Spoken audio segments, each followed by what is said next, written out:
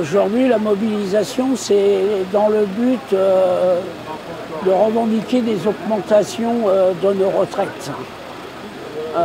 Nous connaissons les orientations du gouvernement pour 2026 avec une année blanche.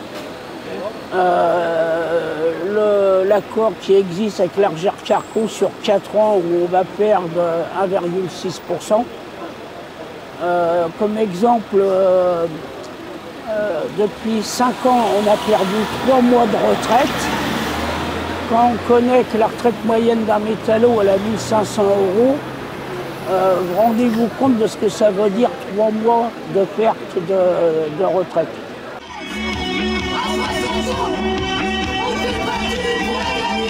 Aujourd'hui, la mobilisation qui est en cours au niveau de l'Agirc-Arrco sur la retraite complémentaire, qui est un élément fondamental pour les retraités de la métallurgie, mais aussi pour les actifs, parce qu'aujourd'hui, cette question de la retraite complémentaire et de la retraite en général est un sujet qui concerne tous les salariés et les retraités. Donc aujourd'hui, on est ici à se mobiliser et également sur différents territoires pour justement réclamer une augmentation de 10% sur l'Agirc-Arrco, tant pour les retraités que pour les actifs, étant donné que c'est bien sur la base de la cotisation et dans la période actuelle, année pour les 80 ans de la sécurité sociale, plus jamais que cette question de retraite est au cœur des débats, et c'est un enjeu qui touche autant les actifs que les retraités.